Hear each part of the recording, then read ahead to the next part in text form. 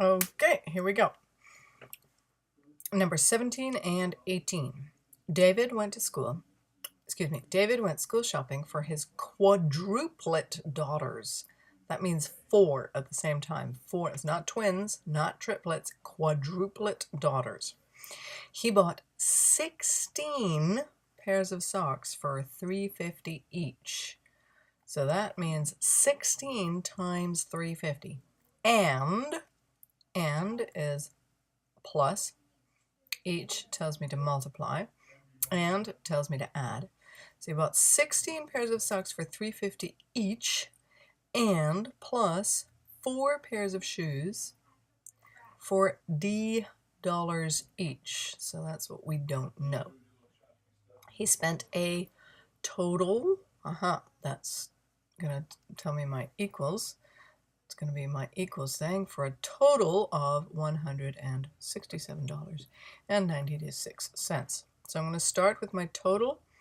I know that the total equals $167.96. And I know that he bought 2 things. I know that he bought socks and shoes. So for the socks, he spent 16 times $3.50 each. 16 times $3.50. And he also bought 4 pairs of shoes times $D. I don't know how much that is, so I use a variable because I don't know the number that it represents. I'm going to find the cost of 1 pair of shoes, and I'm using the variable D. I'm going to find the cost of 1 pair of shoes. Step 1, make your balance line. Step 0. Okay, step 1. Well, first I'm going to clean this up. I'm going to make this one number because I want to just have a nice clean equation. So 16 times $3.50 is 56 plus 4D equals 167.96. Sorry about my handwriting. Now I've got a nice clean equation. 56 plus 4D equals 157.96. First I'm going to make 0 by subtracting 56. If I subtract 56 on that side, I have to subtract 56 on that side. I'm going to add zeros to my decimal so I can subtract cleanly. Now, on this side I made 0, so now I have 4D on this side equals, I subtract, 6 minus 0 is 6, 9 minus 0 is 9, 7 minus 6 is 1, 6 minus 1 is 1, 1 minus 0 is 1. Now I've got to find 1D. I want to know the cost of 1 pair of shoes. I don't want to know the cost of 4 pairs of shoes.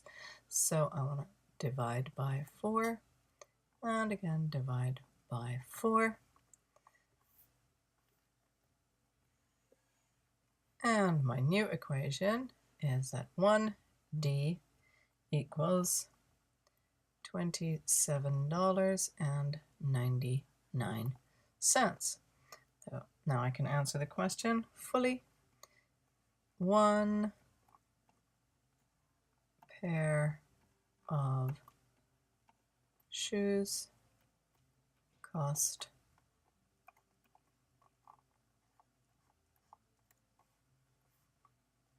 $27.99. So make sure that you always answer your question in a complete sentence. That will always help you to know that your answer makes sense. As soon as you try to answer the question in a complete sentence, you'll recognize if the answer actually makes sense. Sometimes when you try to answer it in a complete sentence using the number, you realize, oh, wait a minute, that doesn't make any sense. Well, this does make sense. $27.99. That's cheap for a pair of shoes, but I'm not surprised he's buying cheap shoes because he's got 4 kids, so that's not bad. All right. Question 18. Aaliyah practices track and cello. She practices cello for the same amount of time each day. She also practices track for 3 hours each day. After 6 days, she practiced both track and cello for a total of 24 hours. Write an equation and solve the equation algebraically to find the number of hours per day Aaliyah practices cello. Okay, this is the thing that I don't know. This is the question. The number of hours that she practices cello. Okay, well, set up my equation. I know that she does 2 things each day. Something plus something. She does 2 things each day. And I know that it equaled a total of 21 hours. Oops, I forgot to annotate. Total of 21 hours. That's my equal sign. So I know that she practices track and cello. So 2 things. Now I also know that she practiced for 6 days. So each day, there's that magic word each that tells me I'm going to multiply. Each day she practices 2 things. So I've got to multiply each day. This is on one day she does these 2 things, and each day she did both of them. So I'm going to multiply both of these things by 6. Now I know one of the things. One of the things is that she practices track, and that's 3 hours. So I can just write 3. The thing that I don't know is the cello. So I'm going to make that my variable. C is going to be my variable. So 3 hours of track, that's a lot of track practice, a lot of running, plus some time on the cello, 6 days a week, equals a total of 21 hours. Now I can solve it. Step 1, balance line. I'll call that step 0. I'm going to clean up this term here because it is in factored form, and it's going to be easier to solve if I change it to expanded form.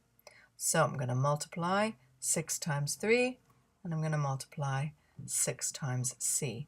6 times 3 is 18 plus 6c equals 21. Good. Now I can subtract 18 on both sides. Now my new equation is that 6c equals 3. So my last step, I've got to divide by 6. I'm going to, oops, that looks like an addition sign. Let me make that more clear. The last step that I need to do is I need to divide by 6 on both sides. Divide by 6. Divide by 6. Well, 3 divided by 6 is 3 over 6, which is equal to 1 over 2. Okay, so she didn't practice very much cello each day, but she did practice half hour cello each day. That's my answer. Make sure you answer the question in a complete sentence. This is not a complete sentence, so hopefully you can do better than this. You should say she practiced cello for half an hour each day. And you should also write more clearly than I do, but you're not working on a weird device.